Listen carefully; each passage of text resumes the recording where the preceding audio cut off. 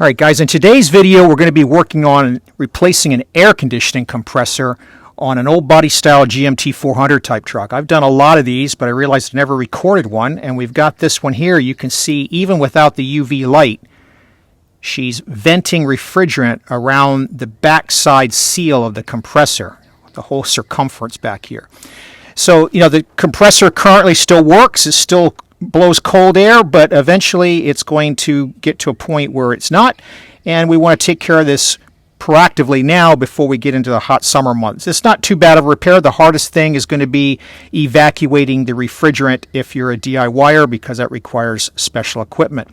So that's what we're going to get started on. The very first thing I'm going to do is I'm going to pull the belt off, and then I'm going to bring the refrigerant recovery machine over here. We'll pull the refrigerant out. If you're a DIYer, you can usually pay some shop to do that for you, and then you can continue to do the work yourself and still save a little bit of money. But let's go ahead and get started. So this compressor is going to be used in all of these trucks, whether they got a 4.3 liter V6, the 5.0, and the 5.7 liter V8s, the 6.5 liter diesel, which is what this has got, or the 7.4 liter big block V8 gas engine. So this particular compressor is going to be used in all those.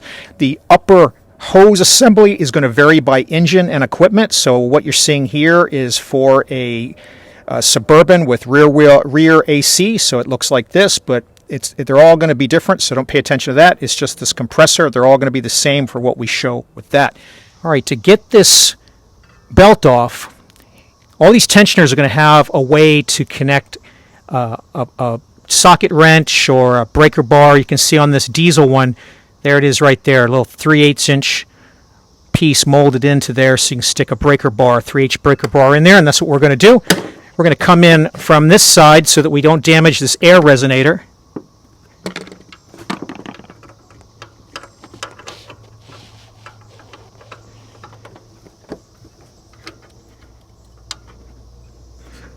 Get in there.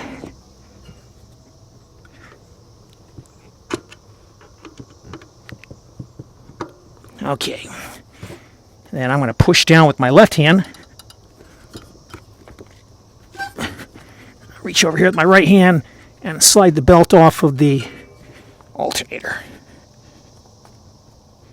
And then we can get it off the AC compressor. We'll let this tension back nice and easy so it won't break anything. We'll just leave that there until we get it off the other end. Alright, so now let's go get the recovery machine, bring it over and hook it up. We can take our high side cap off. We can take our low side cap off. We want to make sure we don't see any refrigerant leaking out of here with the kind of green. We'll go ahead and do a UV light test to make sure, but even so, whenever you replace the compressor, my advice is to replace these two service valves at the same time, because they're very prone to leaking and you're already in here and you already got the refrigerant evacuated, so go ahead and knock it out as a maintenance item. Alright guys, we're going to be under the hood for a while here, so it's a good idea to disconnect the hood light. There's just a little electrical connector latch here, just kind of lift up on it. If we zoom in, you can see that, and then just work it off so that the light's out. Alright guys, we're at a point now where we can recover the refrigerant. The low side port is here, that's blue on this R134A type system, and then the one on top is the high, or the red. Right, when you're sure these couplers are on, you can go ahead and open them up.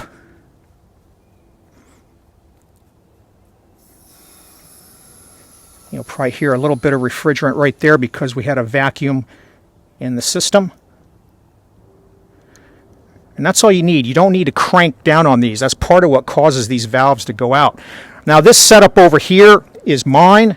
There's a lot of different recovery machines. This just happens to be what I have. This is just a recovery only type of setup. It doesn't charge. We use a different system to charge in my shop, but this is what we use for actually recovering. It just grabs the refrigerant out from both the high and the low side and puts it into the tank. So we'll let this guy go until he's done, and then the scale over here will give us an indication as to how much refrigerant we end up recovering when the job is completely finished.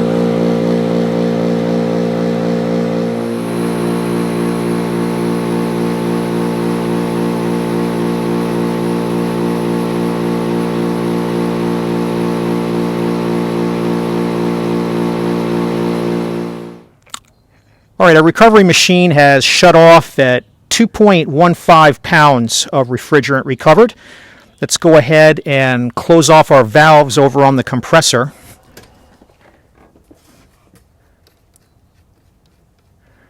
Close the high side and the low side. And before we pull these valves, these lines are still full of refrigerant and all these hoses here. So it depends on the machine. This particular one has a purge setting, and we're just going to flip her back on and let her purge out what's in the hoses.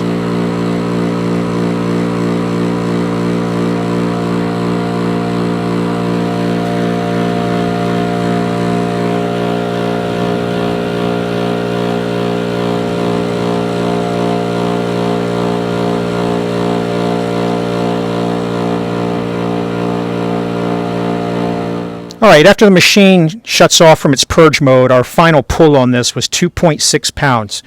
So at this point, we're ready to get all this equipment out of the way and start changing out the compressor. We're just going to come over here, and we can start that by pulling our couplers because we had already closed them previously.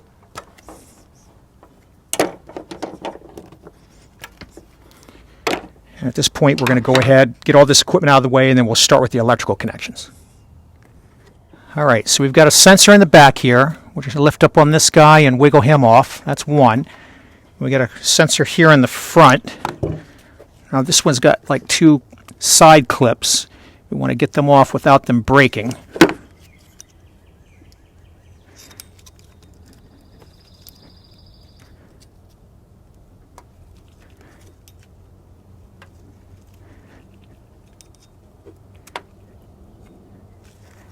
Just want to be nice and gentle with it. All right, so that one's off without it breaking, and then we got one more in the back, which is another pressure sensor. This guy right here. Just going to give him a pinch and wiggle him off. All right, this guy right there. All right, so that's it for the electrical connectors. Now we're going to take off this top piece, now that we've got all the refrigerant evacuated from here. This is a 14 millimeter. It's kind of an unusual size for GM, but it's kind of a cramped space too.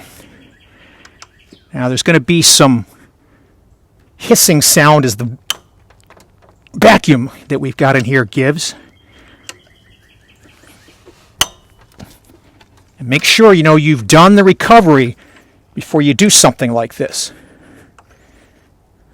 Otherwise, what'll happen is all that refrigerant will blast out of here. That's the reason you have to do the recovery first. That plus the fact that that refrigerant is harmful to the environment. All right, with this guy loose, we're going to try and see if we can get it to vent out. Just didn't want to have it on camera here. All right, so that's as loose as I want to get that. Now this particular hose on this particular engine is also secured by a bolt over here. And this one is probably a 13. So I got to get a deep socket 13, and we'll take this off this resonator, and that'll let us have this bracket so that we can lift this guy out of the way. Now, before we do that, what we can go ahead and do is these four bolts are 13s. We could go ahead and crack the torque on those.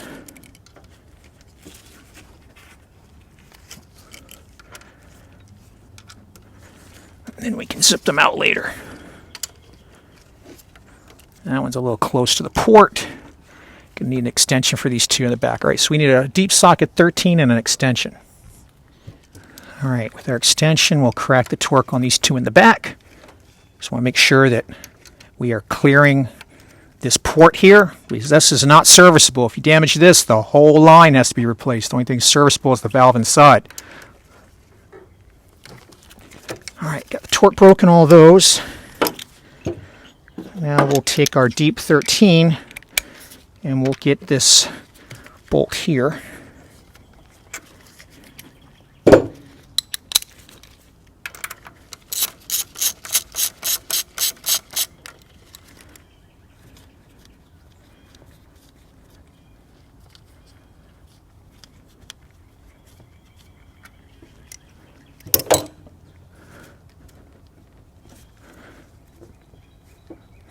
rubber grommet on here. Work that off. I guess this is some kind of a bushing that is probably supposed to be part of this rubber grommet. I'll slide that back in underneath. And then we've got another nut at the bottom here. Hopefully it is also a 13, yep.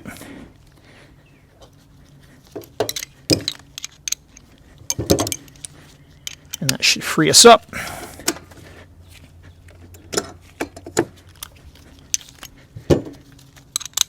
It's always a good idea to use a breaker bar rather than putting stress on your ratchet wrench. Breaking the torque on rusty old fasteners like this.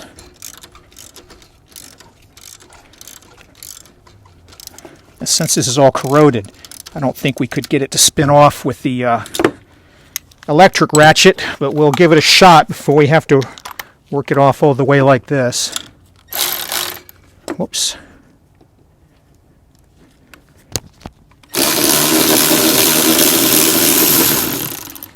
Yeah, that was all right. All right, so that's all that is like a stud kind of bolt with this piece on top of it. All right, with that out of the way, this is all loose there.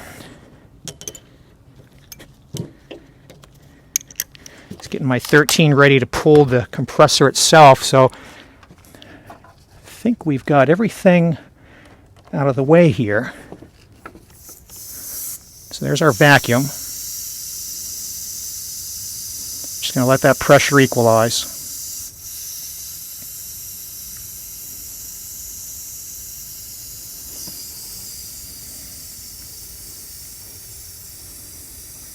I don't know if you guys can hear that or not.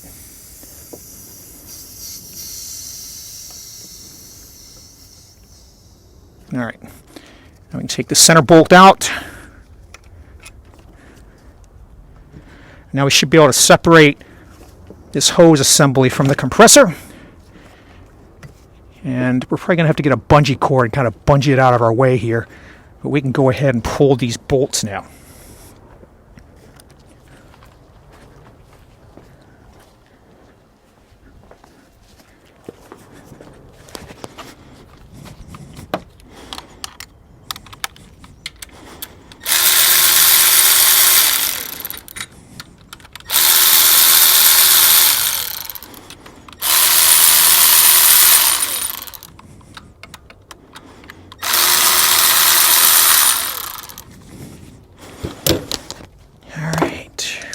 Two, three, and four. All right, at this point, let me get a bungee cord to get this out of the way. A lot of times, especially on this engine, this whole assembly is discontinued, so we don't want to cause any damage and cause it to leak because it can't be replaced. It's not made in the aftermarket and it's not sold by GM anymore. We'll get this out of the way and then we'll lift this out. All right, guys, we got this bungee just with light tension onto the top of the hood. Again, you don't want to put a lot of stress on this component, but that should be enough for us to lift this guy up and out. He's not that heavy. And here we can kind of see the extent of the damage. Now, don't flip this over because you're going to need to measure how much oil is in here. But what we do want to find is there should be two of these sealing washers. We want to get the one over here that's kind of stuck to the bottom of the hose. Let's go ahead and get set up to measure how much oil is in here, and then I'll give you a gander at the service manual instructions. All right, guys, we're just going to tip her over into this funnel and see how much oil comes out. And while she's going, I'm going to be turning the pulley to see if we can squeeze anything else out. This might take a bit. It's really not a whole lot, but you can clearly see the die at this point. And the reason I say there may not be a whole lot, if I turn this a little bit more upside down and we look at the bottom, you can see she's been leaking oil out the bottom here. So the seal on this back part of the compressor has given out. This is a really old compressor. This is probably, I want to say 12 years old or so, maybe 13. So it has just failed. Now, why are we getting the oil? Well, let's go ahead and take a look at the service manual so I can show you why I've been trying to retrieve the oil. All right, just in case we got the wrong amount, I broke the torque on the drain plug here in the back, and we're going to see if we get any additional oil out of this guy through this. And normally, I guess it would be all right to do what we did, but because it was such a low amount, I'm just concerned that we give it every shot to give us every ounce that's in here. All right, so yeah, I'm convinced now that there's just no oil left in this guy. Right, so all we got was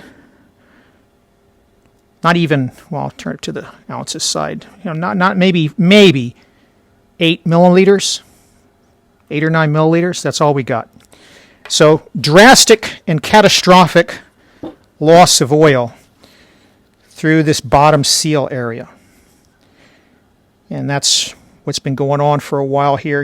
If you autopsied this guy, I'm not going to bother doing that, but if you autopsied this guy, there's a seal in the back here. I presume this has gone out. Since it still had, I think what was it? I forgot what we recovered, like 2.5 pounds of refrigerant. That's almost the full charge. That's why it was still working. But it was just, one more summer and it probably would have vented all of that out to the atmosphere. All right, we're working on a 1999, but it's an old body style. So there's 2 service manuals for those years, 99 and 2000. So make sure you have the right one here. So for the old body style truck, compressor replacement, we already went through this. This is just kind of telling you what the GM manual would have talked about. We're currently at this point where we were draining the compressor oil out and measuring that oil. When we get ready to install this, those 4 mounting bolts are going to go back in at 37 foot-pounds or 50 newton meters. The hose on top, for all of these, they're all the same in terms of the specs for gasoline engines. Diesel engines are going to tell you something a little bit different, but they're basically the same. They're just going to go through some points about the O-rings. It's important to coat each of those O-ring seals with PAG oil, 525 viscosity refrigerant oil. And then they're also going to tell you that that hose center bolt, that 14 millimeter one, is going to get torqued to 33 foot-pounds. And they're going to go over some more information about the O-rings here. So I'm sorry. This is the end that goes to the accumulator is 33 foot-pounds. We don't touch that in this job. It's the end to the compressor, which is 25 foot-pounds. Let's make sure we're reading that right. Connect the hose assembly to the condenser, 33. Assembly the accumulator, 25. Install the bolt, 25. So yeah, it looks like 25 is what we're after. Now we look at the diesel. We're going to see if it's any different because this is a diesel engine we're working on. Same warnings about the O-rings and putting 525 PAG oil on it. Again, condenser connection, accumulator connection, hose on the top of the compressor. So in both cases, the hose bolt at the top of the compressor is 25 foot-pounds. So that's what we want. The 25 foot-pounds for the 14 millimeter bolt, and then we already got the 37 for the 4 13 millimeter bolts that hold it down. Some other information in here that's probably worthwhile going over. So they talk about, this is Harrison is a division of General Motors at the time before everything got spun off to Delphi. This is an HT6 compressor, though, from back in the day. They tell you here all the replacement compressors from the service parts have 240 milliliters or 8 ounces of oil inside them. So we're going to test that when we take out our new OEM compressor. But the reason is you want it, when replacing compressors, you drain the oil from the old one, you note how much you drain, and then you discard it. I just throw it in with the motor oil that gets recycled. It's all still oil, right?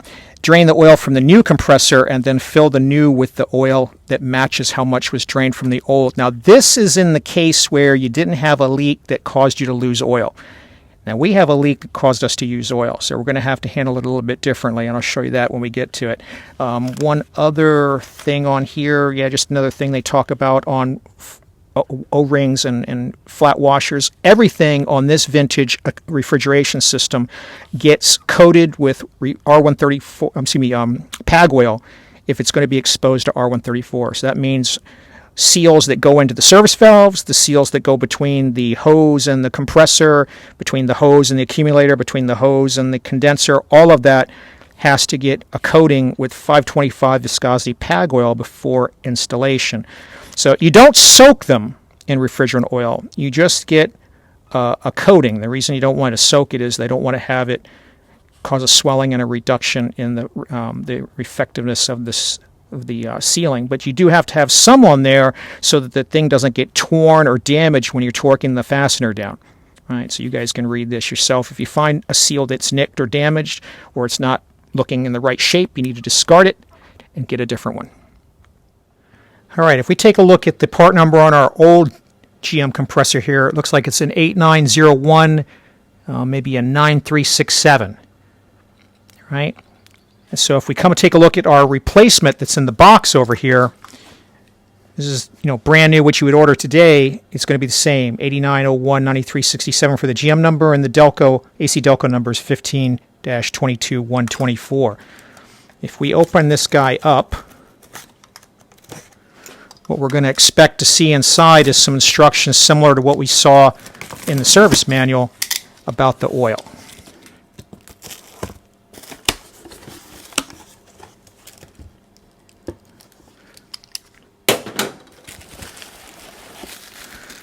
All right, so what we have inside of the box here is we've got two new sealing washers, which if you got them separately are an 8901 9386. Actually, it looks like there's two types, so I guess 8901 9387. So one of these is probably for one type of engines, hoses, and the other one is for another type. And then what we've got in here are the instructions. This is probably where we'll see the same information in the service manual repeated about the oil. Let's confirm that.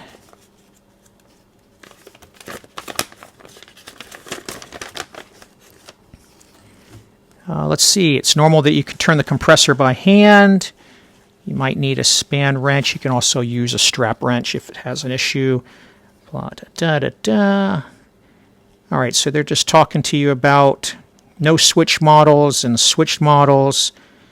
Rotate the assembly so the switch is in the up position to prevent loss of oil charge when you remove the switch cavity plug. So I don't know if we need to worry about this switch. Let's take a look and see if this new one comes with a switch. Hopefully it does. Otherwise, I think what they're suggesting is you might have to take the one off the old one and transfer it.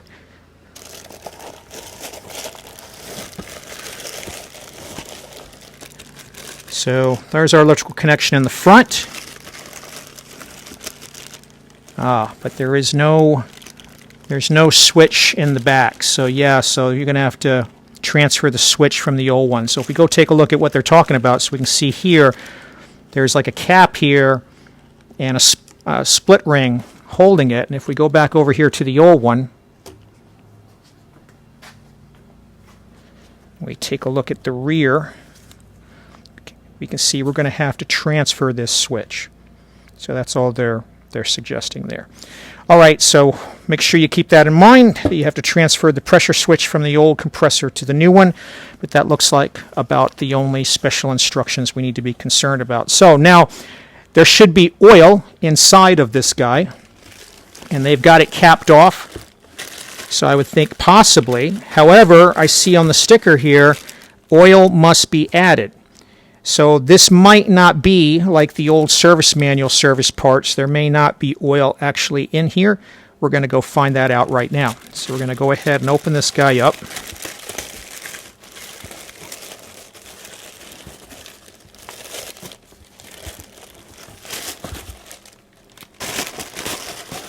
Get this box out of the way. And we're going to see if we can work this little rubber stopper piece off. It's in there tight. Let me get a pair of pliers here.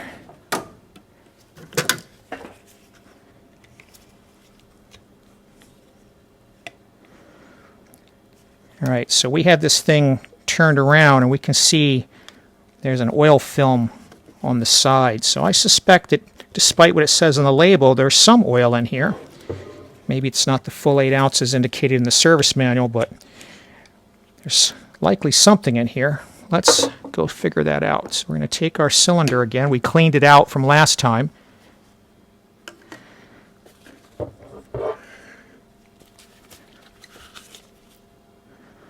I just want to see if we have anything in here.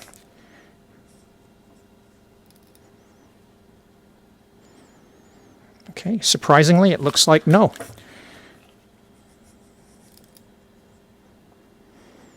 All right, so we're going to have to add oil. We'll turn the internals a little bit. It might just be enough oil in here just to lubricate things right after assembly, but that's kind of surprising. Usually they have oil in them. All right, so we're going to have to add oil. No problem. The oil that we would be using to add will be AC Delco 15118 or GM 12356151. So how much oil do we put in here? Well, we're going to have to go back and consult the service information for 2 reasons. One, we had lost a considerable amount of oil because of the defect on this old compressor. And so ultimately, that's all we got.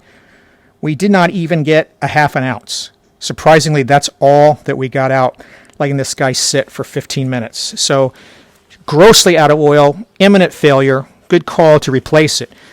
So we need to replace the oil as if it's completely gone. So what we're going to do is we're going to find out how much oil would be just in the compressor. Part of the charge that we'll use is we're going to replace the die.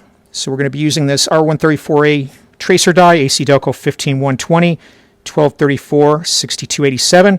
It's 1/4 of an ounce. We're going to pour that into the compressor as part of the amount of oil that we add. So let's go determine how much oil we need to add and get it remounted. All right, let's get this switch out of here since we have to transfer it. Just going to clean it up a little bit on the outside. It's just got some engine oil, I think is what it is. All right, and then to get it off, we're going to need to remove the retaining ring. It's on the inside here. I'm going to cover this a little bit because I don't want this guy to go flying, right? But all these are, you need a tool like this. You come in here, you give it a squeeze, and it comes out of the grooves that you see around the edge.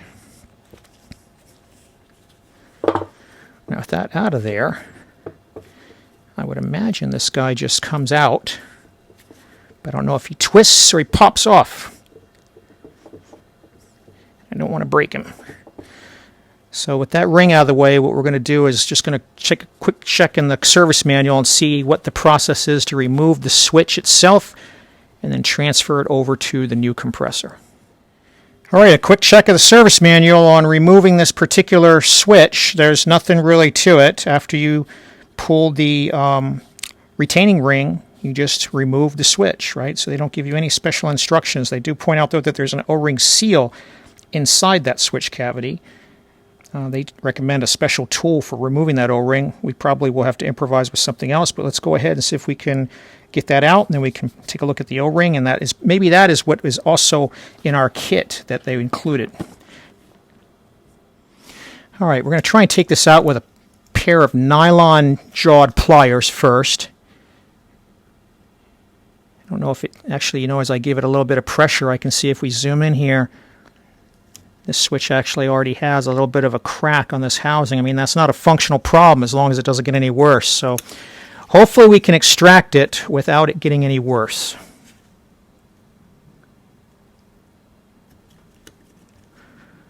But this guy has been in there for a long time, so I don't know if he's going to come out.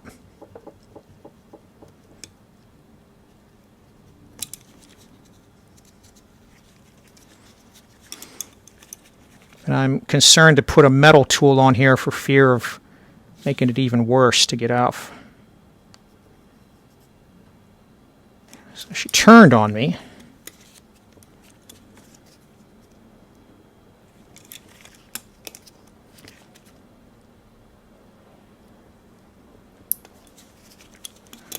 So it is rotating. There it goes. All right, got it out.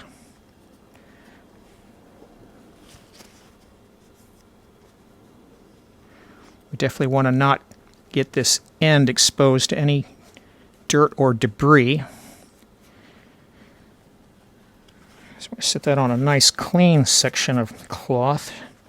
See what we got down in here. So they talked, oh, I see, there's an O-ring that runs right around the edge here.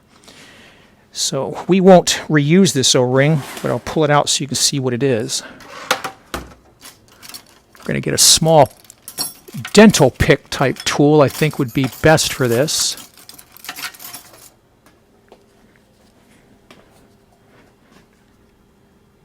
And this guy right here.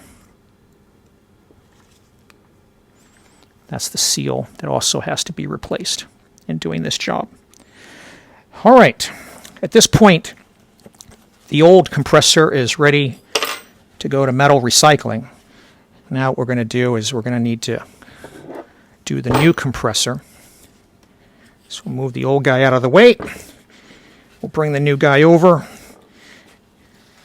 We'll take this snap ring off, and we will not use the old ring. We'll use the new one that they provided here. Keep it up here so we don't get them mixed up. And now we've got some kind of plug that's in here. It's got a little bit of a ridge on it, so I'm guessing that we can use a small pry bar to get that out.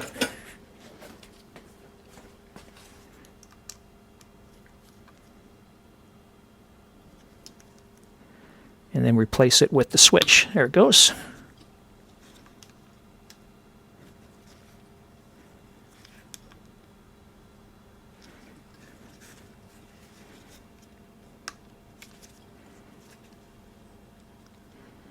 Just get it up enough to grab it with something.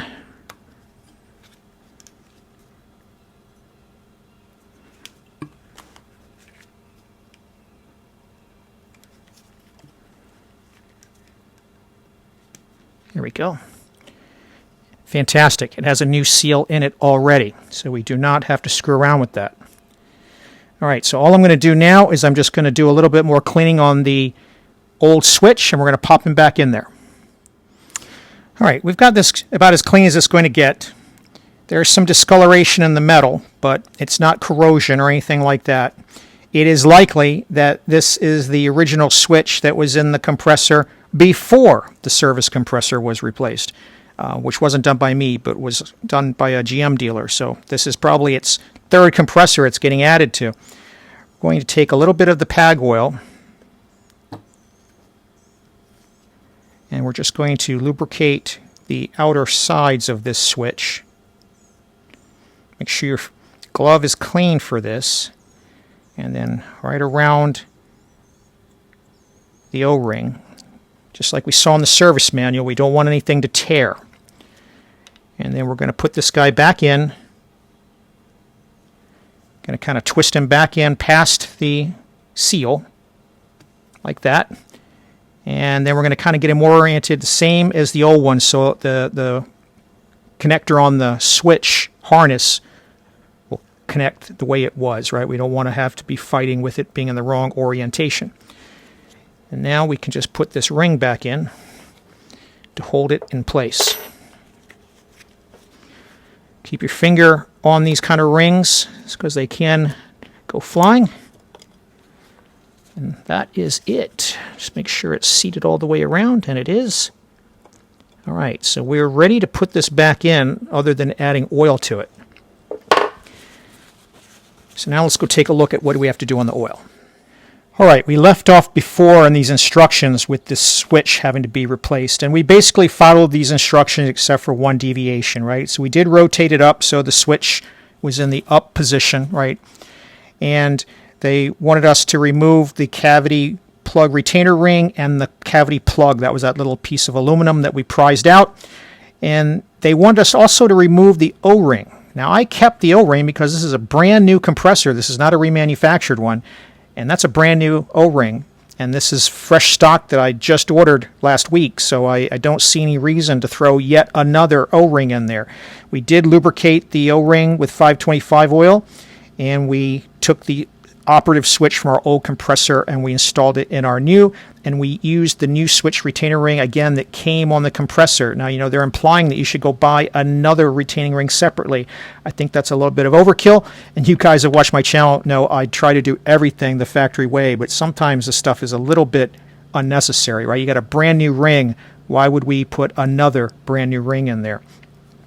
So now we're on the oil, and I said I would tell you about the oil. So here we see that the service manual information is obsolete, so no longer is oil included with these compressors. So they're telling you must add it, and they're going out of their way to let you know there's no oil inside of it.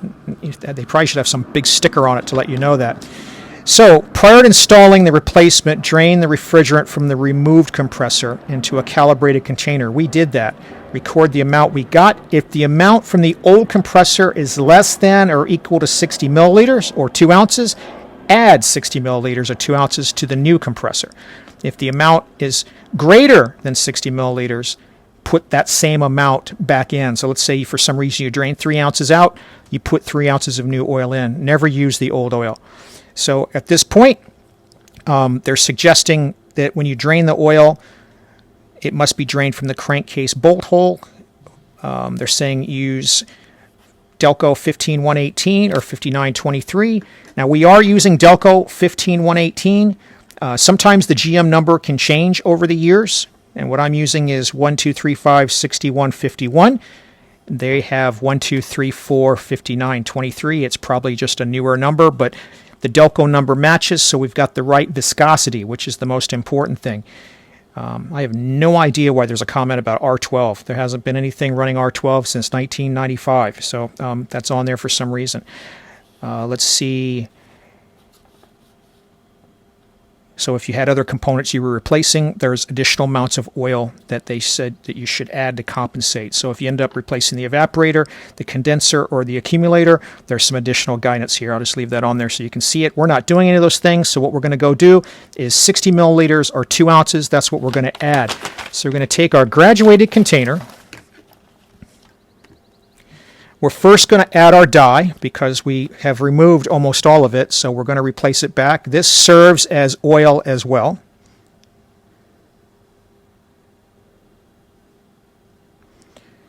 And then we're going to bring her up to the 60 milliliter mark of fresh PAG oil.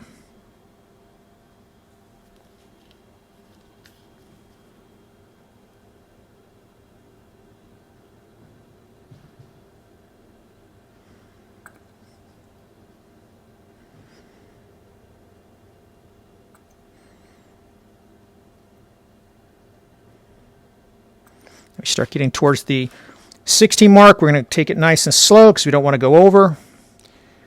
These things are important to get on the money. Too much oil and you'll have the compressor slogging. Too little and it'll burn out.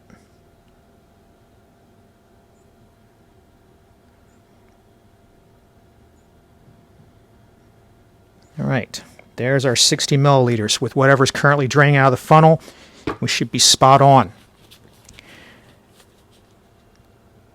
All right, so we will let this settle. Actually, no, we're there. We're there. So now we're going to take the compressor and roll her down. Make sure when you're moving stuff like this, if you got what I do, like a paper towel here, you don't let it yank it and cause you to spill this graduated cylinder. And now we're just going to add this to the compressor.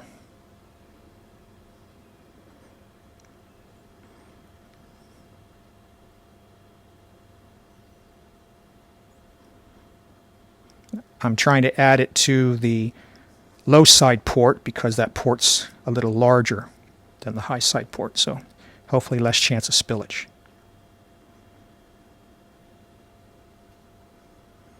Okay, good. So she took all of it. I'm just going to hold it here for a while and get all the drizzle out, primarily because of the dye, and then we'll install it in the truck. All right, let's get the last little drizzle out of here. Let's put our sealer back in so if we accidentally twist it, we don't lose the oil charge. And let's go put it back on the truck. All right, we cleaned out in here. I'll show you what we used to clean off the dye that had leaked, but we also brake cleaned out any of the oil stains and try to get some of the dirt and stuff out of the way. Let's go ahead and set our unit back in its usual home here. Go get this out of the way.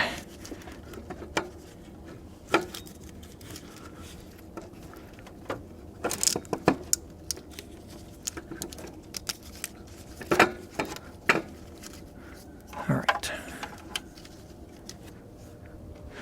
Let's get our bolts.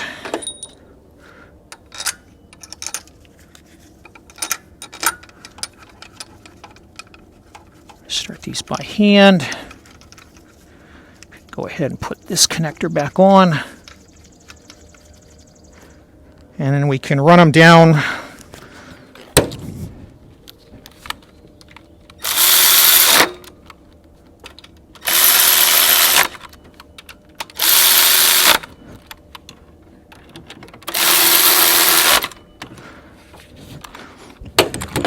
Now we saw in the service manual that we should torque those to 37 foot-pounds.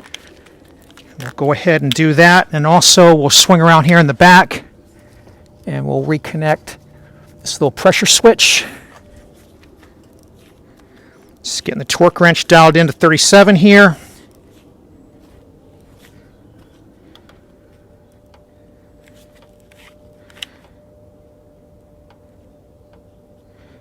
Just a moment, guys. All right.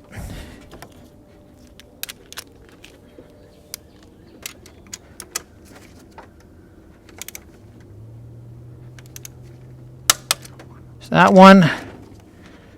There's that one. There's that one. There's that one. All right, so now we need to get the sealing rings, and then we can bring this guy back in and run the 14 down. All right, so we got two types of sealing washers in our kit. It's pretty easy to see which one we have to use. We just take a look at the old ones that came off, and we can see that it's this larger type. Obviously, this size is way too small.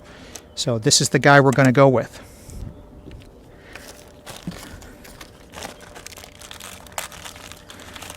I'm sure that the instructions are just going to tell us about the importance of keeping dirt and foreign material off of them. Do not reuse your old sealing washers. Install the hose block to the compressor, making sure the sealing washers are seated within the machine surfaces. So I'll show you that when we take that plug off. And I skipped this step here. You want to install it onto the pilots of the block fitting. When they talk about the pilots, they talk about these little pieces that stick out here and here. And they're telling us to go to 25 foot-pounds, which is good. That's what we saw in the service manual. All right, so I don't see talking about giving a little bit of lubrication on here, but I believe that's what you should do because we saw that in the service manual. So what we'll do is we'll split the difference and just do a little bit. All right, so there's our new ones. All I'm going to do, I'm not even going to take a lot, I'm just going to take a thin film just on the part that's going to go over the pilot. I'm going to slide this guy on the first one. Same deal on this guy here.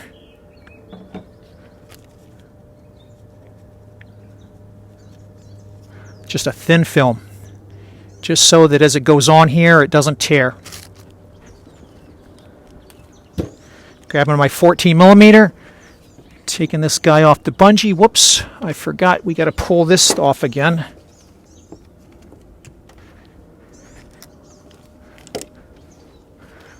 And we got just a little bit of this on the outside, and we don't want to do that because it might, at a later point, make us think we have a leak. All right, got to position this back over here, and then like they say, you want to get it into that machined area, and then those two pilots go inside, and then we can run this 14 down, and then we'll torque it to the 25 foot-pounds specified.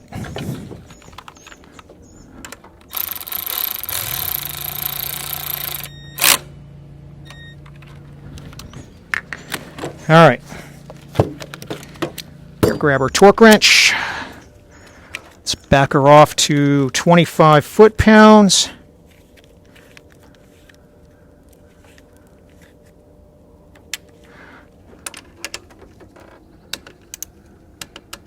And that's it. Reconnect this other sensor. And now we're ready to run this stud bolt back in that we took off over here. Apologize for the glare, guys. The sun has caught up with us over here. But I'll run this guy down, and then I'll share with you the torque value for that one, because that one I don't recall off the top of my head what it was.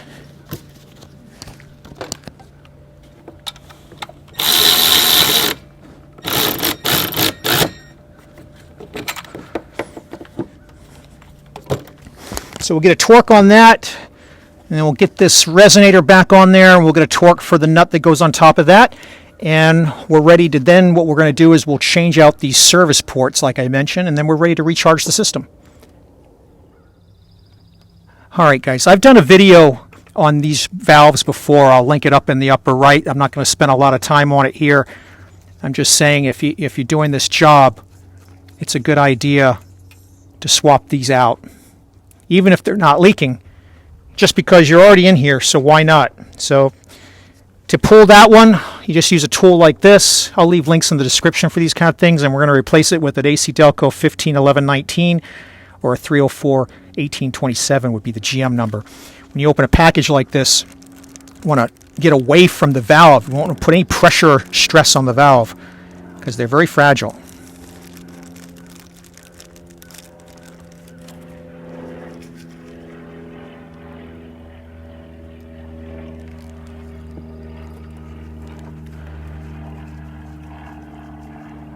Alright, so these get torqued to 22 inch-pounds.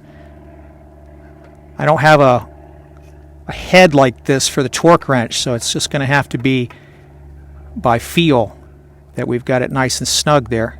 Alright, now we're going to do the high side.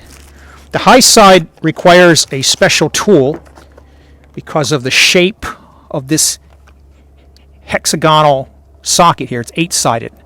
And I use this Master Cool one a lot, 98-234, especially for these types of service valves. That guy's just going to go on like that. And then we're going to hold the bottom so that we don't put any stress on the hose assembly with a 16 millimeter. It's going to hold that fitting right there. And then we're just going to take a breaker bar, break the torque, and then we'll bring that guy right off.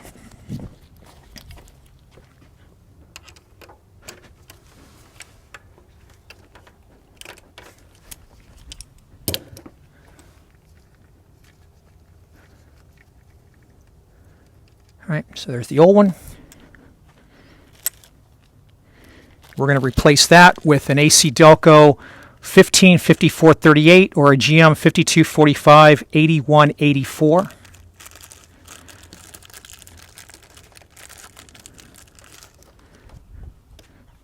Now we want to put some PAG oil on here, but there's plenty of residual on this old seal, because remember, we don't want to soak it.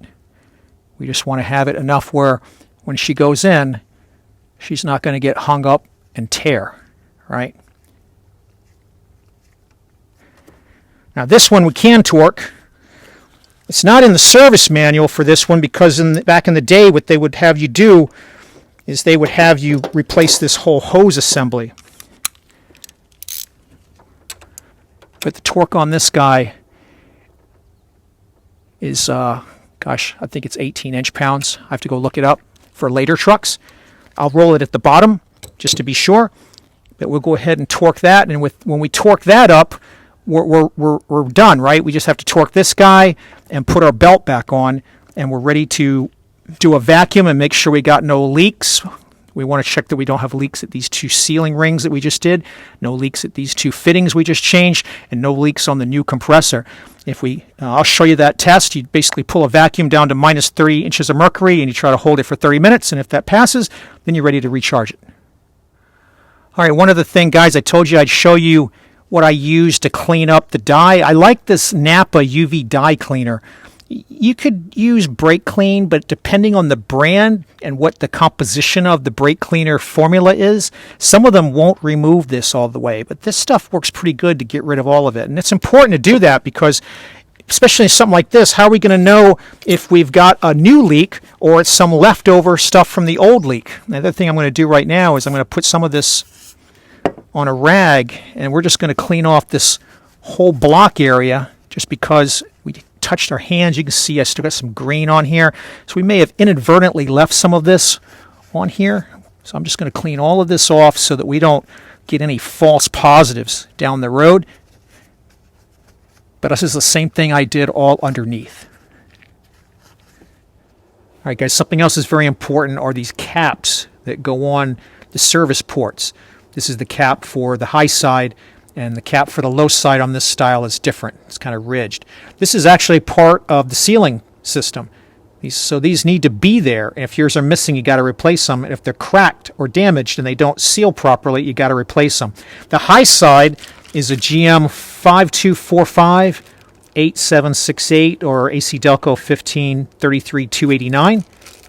And then the low side is a GM 5247 1377 or AC Delco 1532 645. So definitely replace these caps if yours are missing or damaged before you call the job done.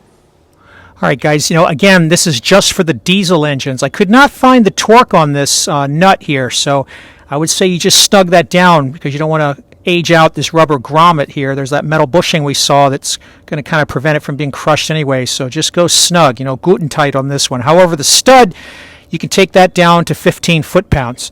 Now we're at the point where we've got our gauge set on here and we're ready to run a vacuum test that I was mentioning earlier. So we're just going to go ahead and open up our two new valves. And again, just, two finger type of opening. You don't want to crank down on these. That's what usually causes them to leak. All right, and so as soon as they're open, we're good to go there. We're going to go ahead and open these valves as well, because we want to vacuum out everything. And then this line here is running to a vacuum pump, and we're just going to get this thing turned on, open it up, and then what we're just going to be watching for is we want to take this down to 30 inches of vacuum. It's not graduated over here, but you can see it's below the zero. We're going to run the vacuum for a good 15 minutes or so. What happens in a vacuum is that moisture, any atmospheric moisture that got into the system when we were doing this servicing, at a vacuum, that's all going to boil off and get drawn out of the system. By running this for 15 or 20 minutes like this, we're going to extract all of that moisture. That's step one. Step two is we're going to turn off the vacuum pump. When we turn it off, we're going to come over here and we're going to shut this valve off. That's going to seal this system as configured. And then we're going to let it sit for 30 minutes. We're going to come back and check the gauge, and we're going to verify we have no loss. If we have a loss and this gauge creeps back up to zero, that means we've got a leak. And since we didn't have any noticeable leaks other than the compressor, we'll start our search at everything we touched here. So like I said earlier, it's either one of these two new service valves, it's either one of these two new sealing washers, or it's the new compressor.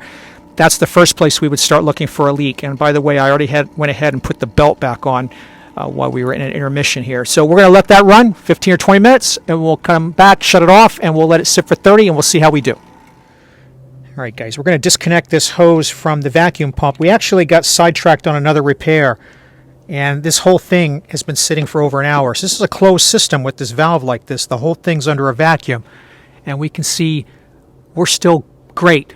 Right? We're still sitting at 30 inches. We haven't lost anything, so we have no leaks. So at this point, we can go ahead and close both of these valves.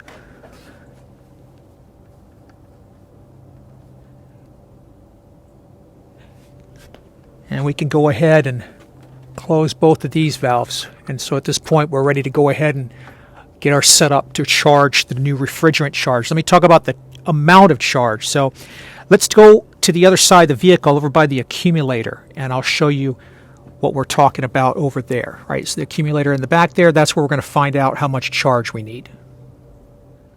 All right, so if we zoom in on this label, wipe it off here, we can see that this Suburban takes 3 pounds of R134 refrigerant. Now they have other models on here, but we have a Suburban with rear AC, so that's the 3 pound comment you got here. So sometimes when you replace these accumulators, the replacement ones won't have this sticker on them because the same accumulator is used on different trucks. And when that happens, you or whoever does the repair has got to remove this sticker and put it on the new accumulator. Otherwise, you don't know what you got to put in there without paying GM for access to the service information to look it up. So anyway, 3 pounds is what we're going to charge this up to, and then that'll complete this repair. All right, guys, I made a mistake before. I didn't read this out to you properly. 3 pounds, 8 ounces is the charge we're going to use for the Suburban with rear AC. All right, guys, again, the high pressure side is closed. The low pressure side is open.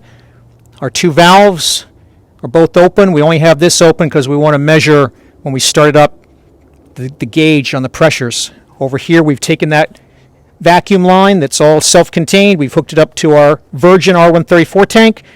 This side up for gas. So we're going to do gas charging on the low side, so we want it up in this direction. You don't flip it over unless you're doing liquid. Going to open this guy up.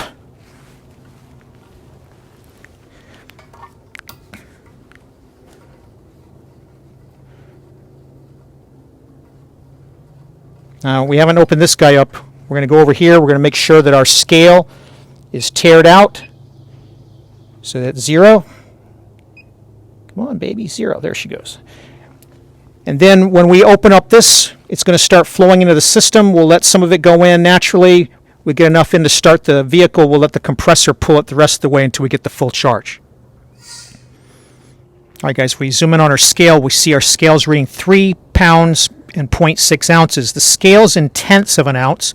Each tenth of an ounce is equal to 1.6 ounces. So if we want to get 3 pounds, 8 ounces in there, we got to go 3.5 on this particular system. We've went a little bit more, though, so we've pushed an extra 1.6 ounces through, and that's to account for what we've got trapped in the lines. So all this refrigerant that's sitting in here all the way through the manifold and down to the coupler, we got to push that through in order to make sure we got the right amount of charge into the system. But that is it. We're done. I hope this video helps you out. If you got any questions or comments, go ahead and leave them below, and I'll try to help. If this video helped you out, showed you how to do this kind of job yourself, or just showed you how the professionals do this kind of job with genuine OEM parts, I appreciate you paying it forward, going ahead and hitting that like button.